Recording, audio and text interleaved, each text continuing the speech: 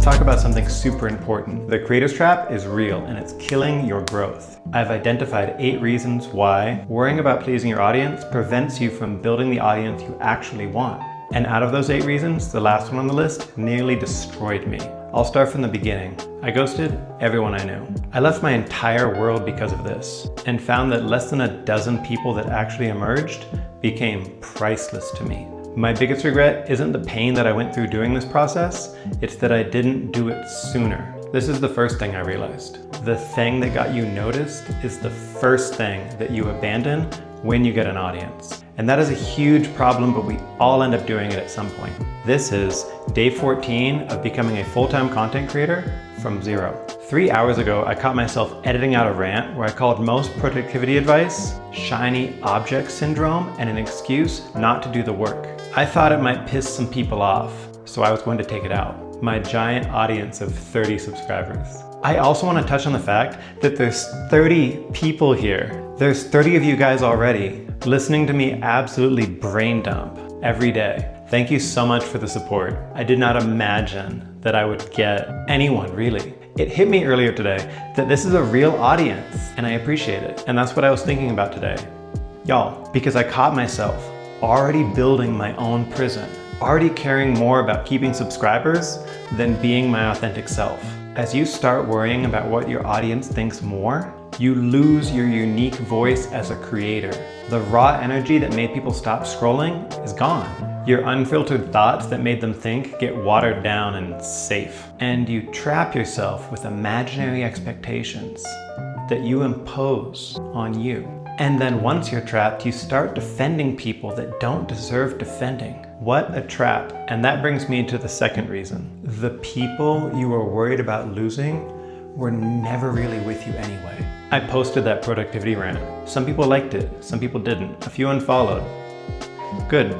The people who stayed will become more engaged over time because it was something that I actually believed. Not something designed to keep everyone comfortable. You want to make waves. If someone follows you for your authentic voice and then gets upset when you use that authentic voice, were they actually following you or a sanitized version of you that they put into their head? Dead weight followers. And the longer you carry them, the harder it comes to be yourself. But where does this pressure even come from? This next one is going to hurt feelings because criticism comes from people going nowhere who have nothing better to do. I used to be surrounded by people with those beliefs. Judging others for starting a business when they wanted to come over to my house and play Grand Theft Auto.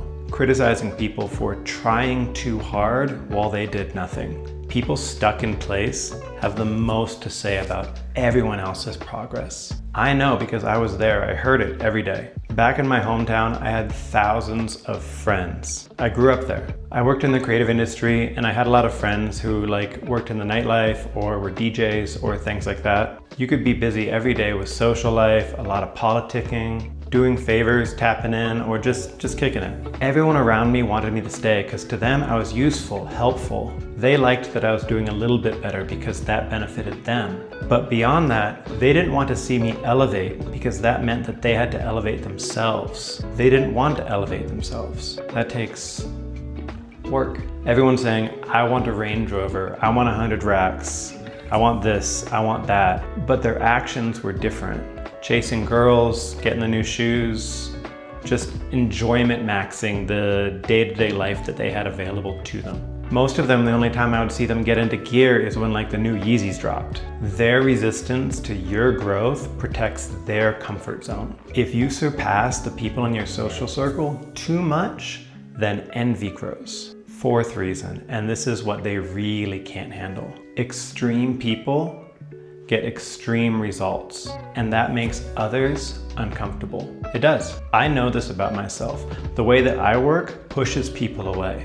The output that I expect of myself makes other people that work around me uncomfortable. I'm told that it stresses them out. In the past, it made my peers resentful and unmotivated. This translated to my social life, my family life. I lost connections with a lot of people. I want to make $1 million a year, and that's not a top 1% goal. That's 1/4% of the population goal. I simply cannot do the same thing that everyone around me is doing and expect different results. I need to give unrelenting, obsessive amounts of effort for a disproportionate amount of time where there's zero reward. And everyone would say you're crazy, because if they can stop you, then your failure protects their ego. Your intensity reveals other people's lack of commitment to their own goals. And when I realized this, I started to work in silence and stopped telling my friends what I was up to. I lived a life and I kept it secret from all of my friends. I would just tell them I'm not working on anything right now. I felt guilt when I pulled all-nighters. I made up excuses to get out of fun things so I could go do the things that I was driven to do in peace. And secrets between friends build tension. So what happens when you finally cut the cord? The fifth thing I realized. When you stop giving, you discover who is actually taking. I felt trapped and panicked in my current situation. I looked around and I didn't want to enjoy anything around me that my current lifestyle could provide. It would be like optimizing mediocrity and settling in. So I bounced and I didn't tell anyone, I just dipped. And a funny thing happened when I stopped showing up, when I stopped giving to my social network. The calls stopped, the invites stopped, crickets. Nothing. Years would go by. I would randomly talk to a friend from back home and they would just then realize that I left. Other than asking for a favor or advice, no one really missed me. In fact, I just got a text today from a friend asking me to find them a cheap tow truck guy for one of their project BMW. I'm like, I live 2,000 miles away and they follow me on Instagram. They just didn't care to be curious enough about how I'm really doing. Your path has ups and downs. Success happens in the lonely middle where no one's watching. And that silence taught me something brutal. Number 6, thousands of voices can drown out the few that actually matter. From those literal thousands of friends, the ones that reached out when I disappeared was 12. The ones I'm close with are now 5. Just 5 friends. Literally 5 from my old life. And out of those dozen, they all have one commonality: ambition. They're all pursuing what they want. Different things, different paths, but we took action. And those 5 that I'm close with now, we weren't even that tight back in town, but we are now. All the noise generated with the girls, the homies, the social politicking, that noise was so loud I couldn't hear the 5 friends that I now realize are so solid. Sometimes you have to eliminate all of the noise to hear the real connections. And those 5 that stayed were all similar in one way. Reason number 7.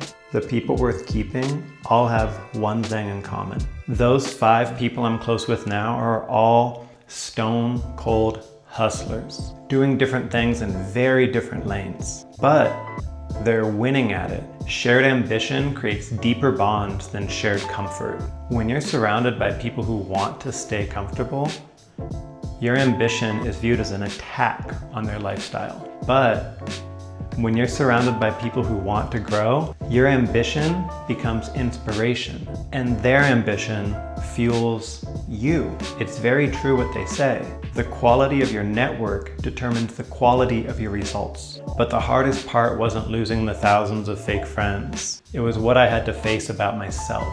Changing your belief system about what's possible means you might have to do it alone.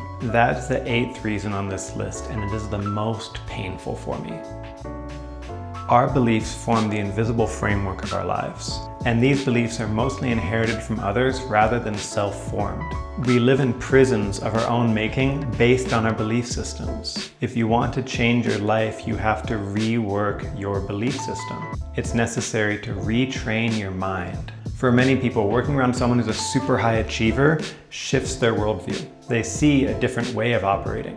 A lot of it comes down to what that person demands and respects of the world and the reality. I've met people who are these insane, crazy high performers, and they have this streak, a level of unreasonableness around their goals and what they believe to be possible. They just do not accept less. Never underestimate the person that overestimates themselves.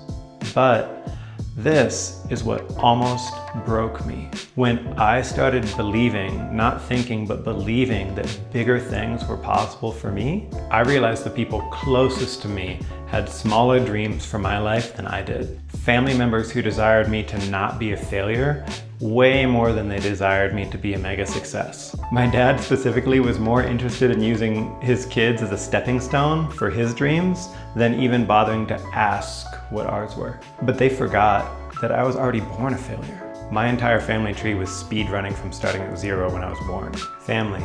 They come preloaded with their own beliefs and expectations of what success is, and a very strong upper limit theory that most times you cannot retroactively change.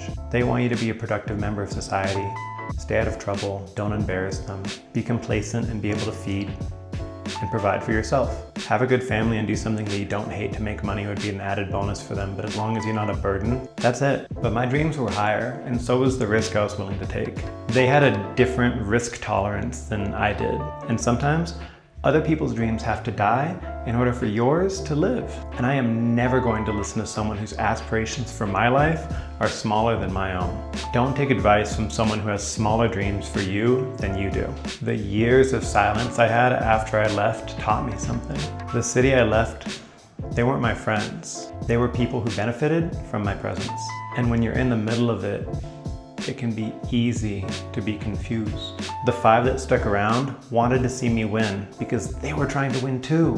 And after making it through that's the moment in my journey that really had me deciding to hit the gas. Because you become successful the moment that you decide you are. My current self is living a life my past self once dreamed of.